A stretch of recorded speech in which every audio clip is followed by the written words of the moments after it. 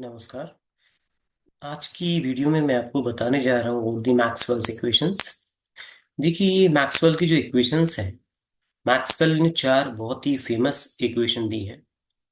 तो ये इक्वेशन ऐसा नहीं कि पहले से एग्जिस्ट नहीं करती थी। ये चारों जो बेसिक लॉ हैं, जो कि इलेक्ट्रोडायनेमिक्स में यूज होते हैं, इलेक्ट्रोमैग्नेटिक थ्योरी में आज की डेट्स में यूज होते हैं, वो पहले से थे। मैक्सवेल ने उन चारों को कंबाइन किया और बताया कि इन चारों इक्वेशन से, चारों जो बेसिक लॉ हैं, उनसे हम इलेक्ट्रोमैग्नेटिक थ्योरी को समझ सकते हैं।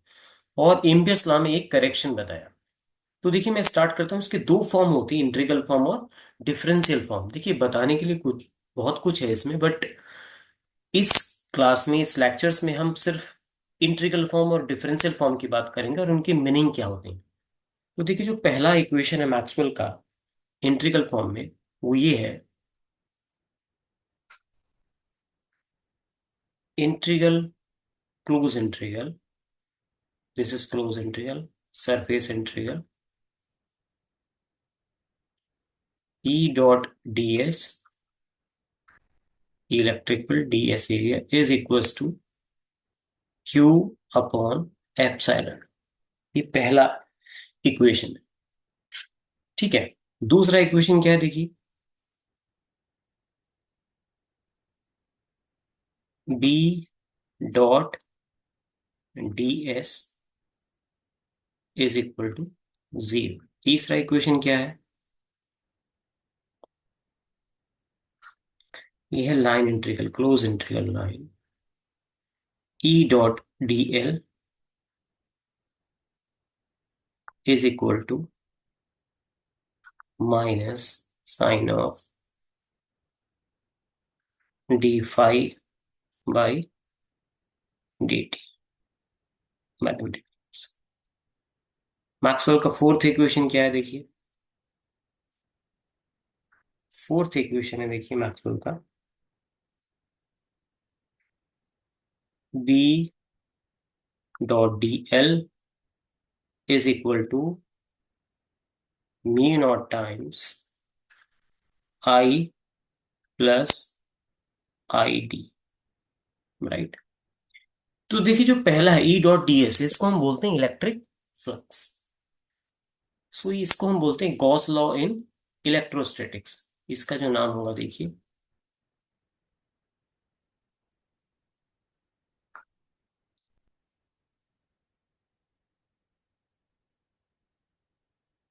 Gauss's law in electrostatic.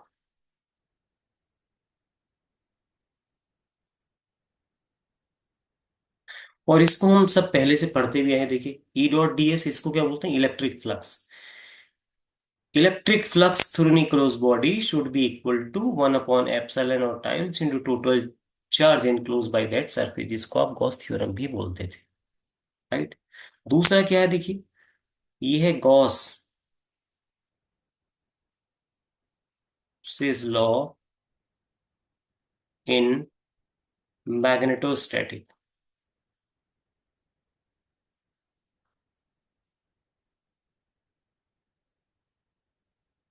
यानी कि magnetic flux through an close body should be equal to zero. देखिए, कोई भी मैग्नेट होती है, इसमें दो पोल होते हैं, नॉर्थ और साउथ। तो जितनी magnetic line of force north pole से ओरिजिनेट होती है, same amount of magnetic line of force south pole में एंटर करती है। तो जो मैग्नेट नेट मैग्नेटिक फ्लक्स अगर आप कैलकुलेट करेंगे, दैट विल बी जीरो। तो यहां से ये पता लगता है कि मोनोपोल एग्जिस्ट नहीं करते, यानी कि सिंगल पोल एग्जिस्ट नहीं करता मैग्नेट में, एटलीस्ट दो पोल होते हैं, तभी ये कंडीशन फुलफिल होती है।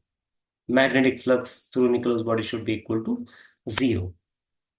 थर्ड है, देखिए, इसको हम बोलते हैं फेराडेज लॉ।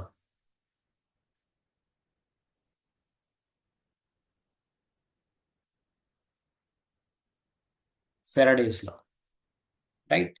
फेराडेज लॉ में ई डॉट डीएल, ये क्या है, देखिए, induced EMF. E dot dl को हम क्या बोलते हैं? EMF, right. ईएमएफ के बराबर is equals to minus sign of rate of change of magnetic flux. Magnetic flux phi B, phi B की वैल्यू देखिए क्या होती है?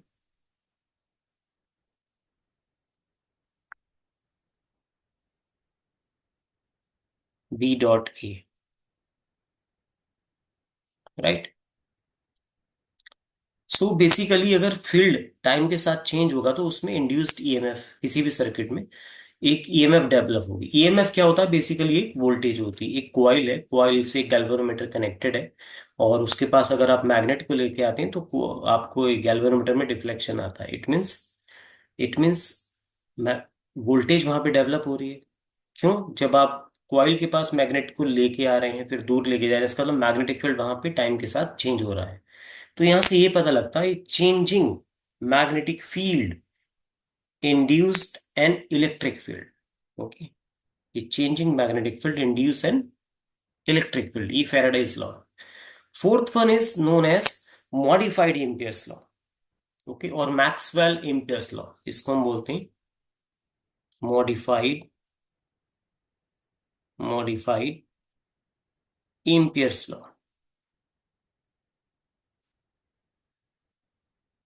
और मैक्सवेल एम्पियर्स लॉ,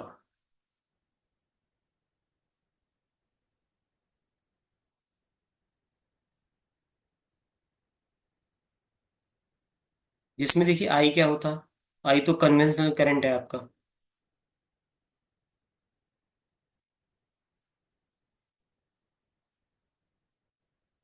और आईडी क्या होता है? देखिए, आईडी को हम बोलते हैं displacement current. Displacement current, right. Mu not is the permeability of that medium, B is magnetic field, d l the line integral, मतलब एक छोटा सा एलिमेंट आपने डीएल लिया। तो देखिए एम्पियर्स लॉ क्या था? B dot dl equals to mu not I था, नहीं? तो उसी को मैक्सवेल ने मॉडिफाई किया by giving this additional term which is known as the displacement current. और ये जो फैक्टर है डिस्प्लेसमेंट करंट, ये बहुत बड़ा रोल यहाँ पे प्ले करता है। वो क्या रोल प्ले करता है मैं भी आपको बता रहा हूँ। ओके, देखिए, अब इनका डिफरेंशियल फॉर्म अगर हम लिखें, इसका डिफरेंशियल फॉर्म कैसे आता है वो एक अलग वीडियो है। उस पर मैं एक अलग लेक्चर तैयार करके आपको एक वीडियो यहाँ पे अपलोड करूंगा। बट अभी सिर्फ मैं आपको ये बता रहा हूँ कि इंटीग्रल फॉर्म क्या होता है, डिफरेंशियल फॉर्म क्या होता है। तो इसका जो डिफरेंशियल फॉर्म होगा वो होगा, देखिए,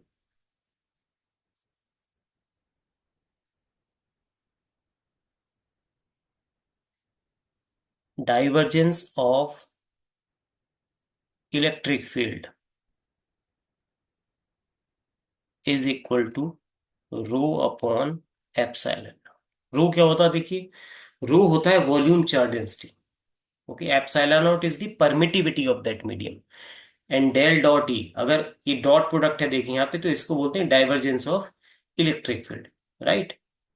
तो देखिए डाइवर्जेंस किसी भी क्वांटिटी का क्या बताता है? डाइवर्जेंस किसी भी क्वांटिटी का एक नेट वैल्यू बताता है।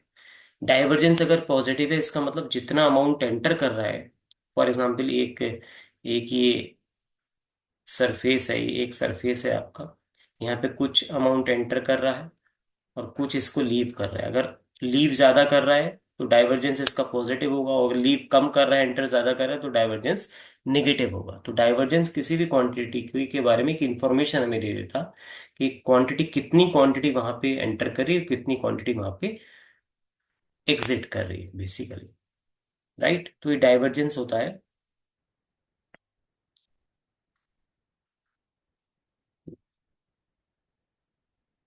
Okay, तो ये इसका डिफरेंशियल फॉर्म है, गॉस लॉ इन इलेक्ट्रोस्टैटिक्स का।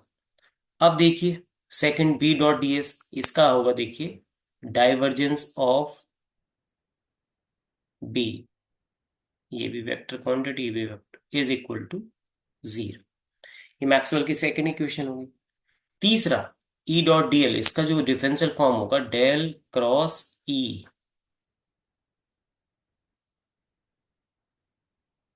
Is equal to negative sign of del B by del t, rate of change of magnetic field. अब क्रॉस प्रोडक्ट क्या होता है? ये क्रॉस प्रोडक्ट होता है कर्ल ऑफ इलेक्ट्रिक फील्ड। तो कर्ल बेसिकली क्या बताता है? रोटेशन, किसी क्वांटिटी का कितना रोटेशन हुआ है। फोर्थ होगी, देखिए फोर्थ होगी डेल क्रॉस बी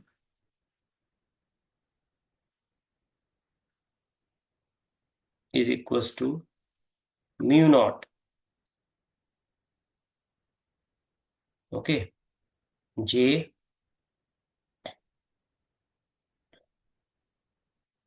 और जेडी की जगह हम रख देंगे जेडी।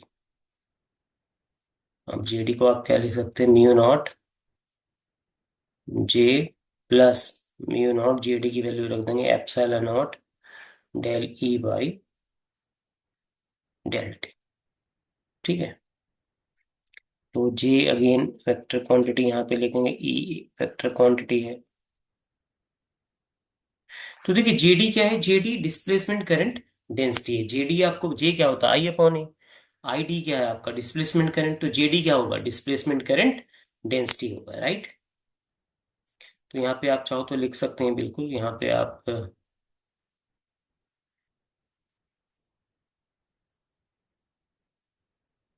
यस। सो जे आपका क्या है यहाँ पे, नॉर्मल करंट डेंसिटी, जिसको आप बोलते हैं कन्वेंशनल, कन्वेंशनल करंट डेंसिटी। और जेडी क्या होगा आपका, displacement, displacement current density, right. Mu not आपको पता है, it is the permeability of free space and epsilon not is the permittivity of free space, right. तो देखिए ये राइट साइड में डिफरेंशियल फॉर्म है और ये इंटीग्रल फॉर्म है इसका। अभी इसका एक और फॉर्म होता है, देखिए एक और होता है, और del dot D is equals to rho. ये कहाँ से आता है, देखिए एक फार्मूला होता है, D is equals to epsilon not E. इसको डी को बोलते हैं डिस्प्लेसमेंट इलेक्ट्रिक फील्ड, राइट। तो आप इक्वेशन वन को डिफरेंशियल फॉर्म में ऐसे भी लिख सकते हैं। और इसको कैसे लिख सकते हैं, एक इसको आप लिख सकते हैं, देखिए, और del cross H is equals to J plus epsilon not del E by del T. ये कहाँ से आया, बिकॉज बी की वैल्यू क्या होती, म्यू नॉट एच। तो आप इसको इस फॉर्म में भी लिख सकते हैं। तो देखिए मैक्सवेल का जो पहला इक्वेशन था ई डॉट डी एस, मैं आपको पहले ही बता चुका हूँ ई डॉट डी एस है क्या, देखिए ये ई डॉट डी एस, फिर दोबारा से बता देता हूँ। E E D S cos theta, अगर हम थीटा को जीरो मान लें तो ई, और डी एस एक सरफेस है, इस पे कोई स्मॉल एलिमेंट लिया आपने, डीएस, उसको इंटीग्रेट कर दिया थ्रू दैट सरफेस, तो क्या पूरा कंप्लीट एरिया मिल जाएगा, नहीं तो ये किसके बराबर हो जाएगा, ई डॉट ए, यानी कि इलेक्ट्रिक फ्लक्स। इसी तरीके से बी डॉट डीएस किसके बराबर होगा, बी डॉट ए, यानी कि मैग्नेटिक फ्लक्स। तो ये क्वांटिटी आपको क्या बता रही है, मैग्नेटिक फ्लक्स के बारे में आपको बता रही है, राइट। अब देखिए पहले इक्वेशन का सिग्निफिकेंस क्या है, the electric flux through an enclosed body should be equal to 1/epsilon times into total charge enclosed by that surface। Second equation का सिग्निफिकेंस क्या है, the magnetic flux through an enclosed body should be equal to zero, जिसको हम बोलते हैं Gauss law in magnetostatic. इसका meaning क्या है, that monopole does not exist. ये बहुत इंपॉर्टेंट रिजल्ट है यहाँ का, that monopole does not exist.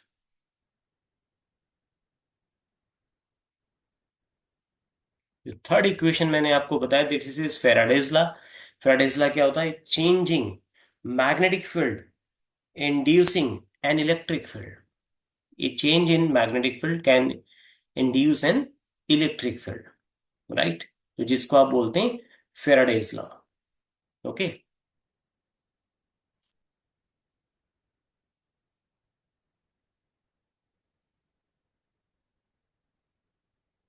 Right. Okay, so B dot dl Ampere's law. Ampere's का जो पुराना लॉ था, देखिए आपको ध्यान होगा, एम्पियर्स लॉ ये था, देखिए Ampere's law, B dot d l equals to mu not I. But इसको मैक्सवेल ने मॉडिफाई किया। मैक्सवेल ने बताया कि राइट साइड में आई ना होगी, आई डी एक एडिशनल टर्म भी होगा जिसको हम बोलते हैं डिस्प्लेसमेंट करंट, जिसको हम बोलते हैं displacement current. Right. So displacement current, ये जो फैक्टर है आपका, ये पूरा जो फैक्टर है ये डिस्प्लेसमेंट करंट है। ये वाला कौन सा, epsilon mu not epsilon not del E upon del T. तो इस तरीके से बी डॉट डीएल को आप क्या बोलेंगे, the line integral magnetic field, इसको बोलेंगे magnetomotive force MMF is equal to mu not times into total current enclosed by that surface. Total current का मतलब conventional current and displacement current. Displacement current क्यों flow होती है, because of rate of change of electric field. तो हम displacement current के बारे में भी बात करेंगे अलग से। इस वीडियो का पर्पज ये है कि आपको इंटीग्रल फॉर्म मैक्सवेल इक्वेशन का क्या, डिफरेंशियल फॉर्म मैक्सवेल इक्वेशन का क्या, ये पता लग जाए। So basically Maxwell made some correction in Ampere's law, which is known as modified Ampere's law. This one, equation 4, equation 4। लेकिन आप देखिए, mu naught permeability, epsilon not permittivity है, दोनों टर्म्स एक साथ आ रहे हैं, दोनों टर्म्स एक साथ आ रहे हैं। तो Maxwell theory, from Maxwell's theory और according to Maxwell's theory, you can calculate the speed of light from these two factor, two number mu not and epsilon not. याद है नहीं, सी की वैल्यू क्या होती है, square root one upon mu not epsilon not. Okay. So the crucial role the played by Maxwell, played by Maxwell's contribution for Ampere's law, यानी कि mu not epsilon del E by del t, without it the wave equation would not possible. देखिए, जब आप electromagnetic wave का equation निकालते हैं तो उसमें ये टर्म जरूर आती है, mu not epsilon del E by del T. तो इस ये टर्म्स अगर नहीं होता तो इलेक्ट्रोमैग्नेटिक वेव का इक्वेशन भी नहीं बनता। तो आप देखिए, इलेक्ट्रोमैग्नेटिक वेव के इक्वेशंस को जस्टिफाई करने के लिए ये जो डिस्प्लेसमेंट करंट का कॉन्सेप्ट है, ये कितना जरूरी है, कितना इंपॉर्टेंट है। Okay. So without this terms mu not epsilon del E by del t, the wave equation would not have emerged, and so would there would be no electromagnetic theory of wave और electromagnetic theory of light. तो ये additional term जो है displacement current, ये बहुत important है आज की डेट में, जितना भी कम्युनिकेशंस हो रहा है थ्रू द इलेक्ट्रोमैग्नेटिक वेव्स। और इलेक्ट्रोमैग्नेटिक वेव कैसे प्रोपेगेट करती है, ये हम जस्टिफाई कर सकते हैं डिस्प्लेसमेंट करंट से। Displacement current is the current that flow due to the rate of change of electric field between the plates of the capacitor.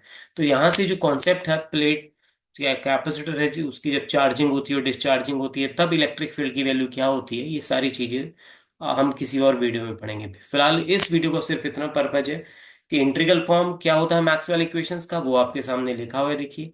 Differential form क्या होता है मैक्सवेल इक्वेशंस का, और इनके क्या क्या नाम है वो सब लिखे, और इनका क्या क्या सिग्निफिकेंस। तो फेराडेज लॉ का सिग्निफिकेंस क्या है, कि चेंजिंग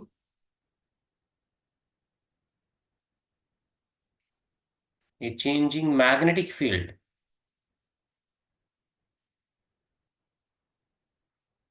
मैग्नेटिक फील्ड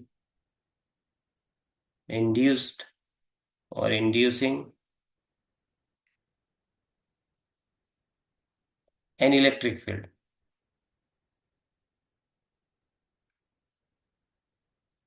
इसको आप बोलते हैं फेराडेज।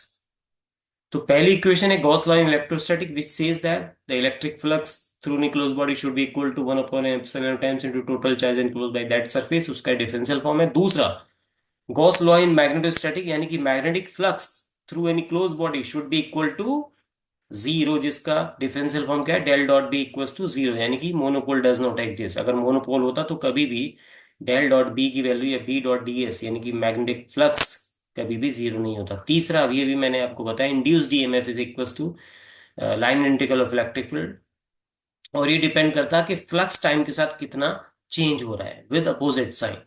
सो ये changing magnetic field inducing an electric field, ये फैराडेज लॉ है। Fourth one is modified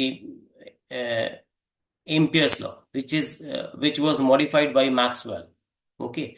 So this is B dot dl, this is magnetomotive force mmf is equals to mu naught times into total current, the sum of total current enclosed by that surface. So del cross B equals to mu not J plus JD, यानी कि J plus mu not epsilon not del E by del T. तो इसमें एक additional term add किया गया bye Maxwell and तब बताया गया, तब ये इक्वेशन फुल्ली वैलिड होगा। उससे पहले क्या प्रॉब्लम था इस इक्वेशन के पास?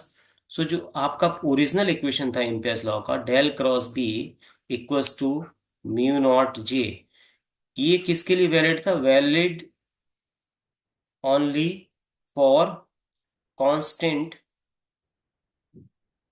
ई। बट ई अगर टाइम के साथ चेंज होगा तब del cross B equals mu not J नहीं चलेगा, तब कौन सा चलेगा? Mu not epsilon del E by del T, ये टर्म्स भी ऐड। और अगर यहाँ पे इलेक्ट्रिक फील्ड कांस्टेंट हो जाता तो ये वाला कंपोनेंट देखिए, del E by del T zero, यानी कि पूरा तो पुराना इक्वेशन बना नहीं, डेल क्रॉस बी बराबर म्यू नॉट जे। इसका मतलब ये जो इक्वेशन आपके सामने लिखा हुआ है, इक्वेशन फोर्थ, ये बिल्कुल करेक्ट इक्वेशन है, ये दोनों के लिए वैलिड है। If electric field is changing with the time then it is okay, and if electric field is constant then ये किस में कन्वर्ट हो जाएगा? अपने पुराना एम्पियर्स लॉ जो है, del cross B equals to mu not J, ये इसमें कन्वर्ट हो जाएगा, राइट। तो ये मेरा पर्पस था बताने का आपको मैक्सवेल्स की कौन कौन सी इक्वेशन है। डिटेल्स में हम क्या कर सकते हैं, इंटीग्रल फॉर्म से इसका डिफरेंशियल फॉर्म हम डेराइव भी कर सकते हैं, ठीक है, जिसको आप बोलते हैं derivation of Maxwell's equations. Thank you for listening.